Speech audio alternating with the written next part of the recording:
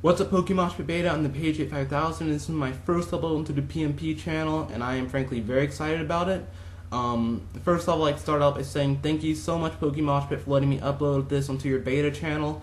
This is a great opportunity to get my channel out there and exposed a little more, so thank you for that opportunity. It's always appreciated. And number two, your main channel, the one known as Pokemon Pit, is just awesome. It's a lot of battling experience for me that I don't usually get to have when I'm busy at times like this. So thank you so much for that opportunity, for all those videos. It helps me immensely in my battles. So yeah, let's go ahead and get started with the battle here. I hope you guys enjoy my commentary, and I hope you guys enjoy the battle. So I'm gonna lead off my Deoxys defense. I'm gonna switch out to my Regice, not want to take the obvious bug move. So he Volt switches out after he sees that he can't do anything to my Regice, and he goes into his Victini to threaten me out with the fire move. And I'm gonna switch out, going into my Arcanine, trying to take the V-Create. And he goes for his Zen Headbutt, making a smart play, knowing that I could easily switch in my Arcanine, or my Arcanine, and take the V-Create easily, maybe even have Flash Fire, because not every Arcanine these days carries Flash Fire. Sometimes I find still do carry Intimidate. So I'm trying to check right here if it's choiced. I'm going to go to my Deoxys D because it's the best thing I have on this team to take Zen Headbutt. And he switches out, so I can kind of assume that yes, it's probably choiced. And I'm thinking choice Scarfs because it's not really doing anything, because I would have done to a lot more to Arcanine if it were choice banded. So he's going to go into Zoomeril now, and I Seismic Toss it. He goes for Waterfall, which actually does over half my Deoxys D, which was really scaring me because I had nothing else on this team that was better suited to taking Waterfall, and nothing that could easily revenge it if for some reason it weren't choice banded.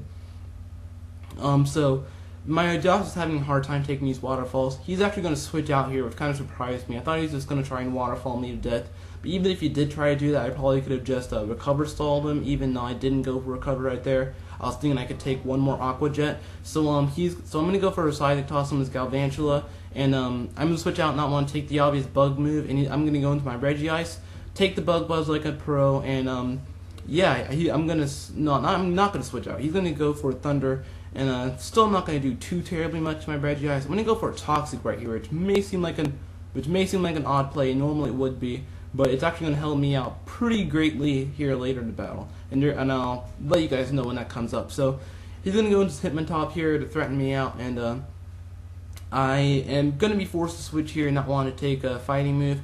And thankfully he doesn't have the Pursuit right here, because I am going to switch out. So the Pursuit probably would have killed my Regice if he did have it, so thankfully he doesn't have it.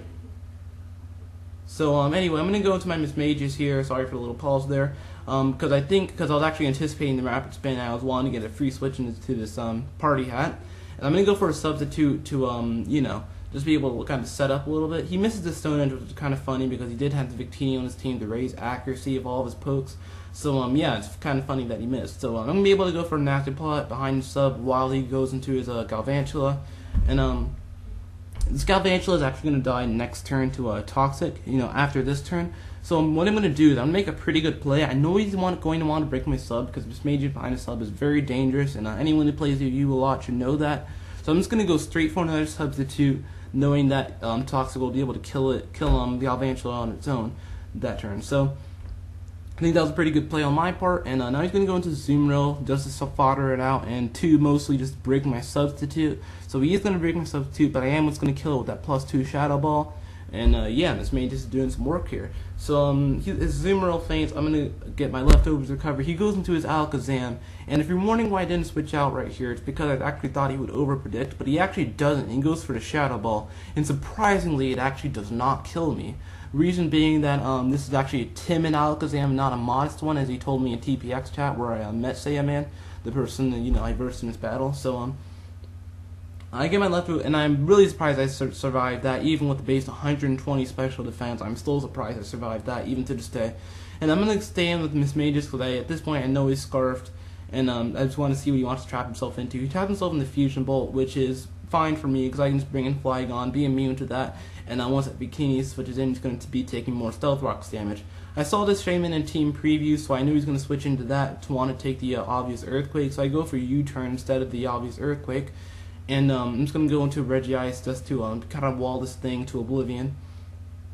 And since this is a bulky shaman, it's not really doing much to my Regice at all. It goes for Hidden Power Fire. Look how much it does. It does like 44 damage after this leftovers recovery I'm going to get at the end of the turn. So yeah. And look how much the Ice Beam does. It actually does a pretty hefty chunk to that shaman. So yeah. Regice is really doing some work this game. And he goes for a Sea Flare. Not going to kill my Regice quite yet, but I am going to get Parahacks. And after leftovers, I will be able to live another Sea Flare, I believe. And yeah, he goes for it, and not going to get special defense. He didn't get special defense drop because remember, this Regice is clear body. And so I'm just going to be able to not get Parahacks at time, go for an Ice Beam, and be able to kill it. So yeah, if you want to ever wall and kill a shaman, then just bring a huge block of ice and you'll be fine. So I'm gonna go in. So I'm just gonna stay in as Death Fodder to see what this Victini wants to trap himself into. He traps himself in the Zen Headbutt, and I make a bad switch here and I go into Cobalion. Think I could take these Zen Headbutts pretty well because I did put a little bit of defense investment into his Cobalion. But I get flinch hacks, and I'm thinking, ooh, this looks like a 3 or 4 KO. So I'm not wanting to stay in against the potential flinch hacks. So I'm gonna go into my Deoxys to take these Zen Headbutts a lot better than Cobalion can. And I'm just gonna side toss it to death because at this point he was pretty much just leaving his Victini out to die. It wasn't really gonna be doing anything the rest of this match. So I'm just gonna kill a side toss. So I'm gonna skip over this part because it's a little boring.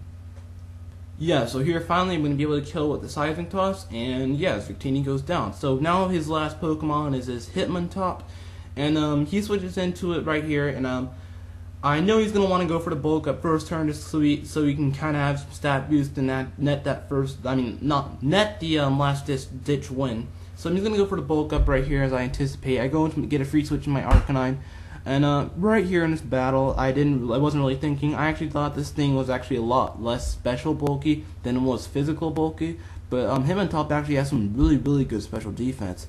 Or either that, or this was just a specially defensive-oriented Hitmontop, which I'm thinking it was, because Stab Flamethrower from Arcanine really should have been doing more.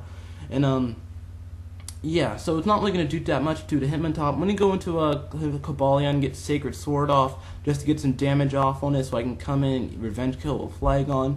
And he's going to go for close combat. His defenses drop, which is good for me, which makes it easier to revenge with Flygon. And yeah. So I'm gonna go in Flygon here, and this part right here really scared me when I was doing the battle. He has a Sucker Punch. He gets a critical hit, and he was at a +1. So I'm really surprised Flygon survived that, because Flygon doesn't have the best defenses. But yeah, Flygon is being awesome, so he decided not to be killed by that. So great game, saiyaman64. I hope all of you enjoyed the commentary in the battle, and give me some of those thumbs up so I can make it to the Pokemon Pit League someday. So yeah.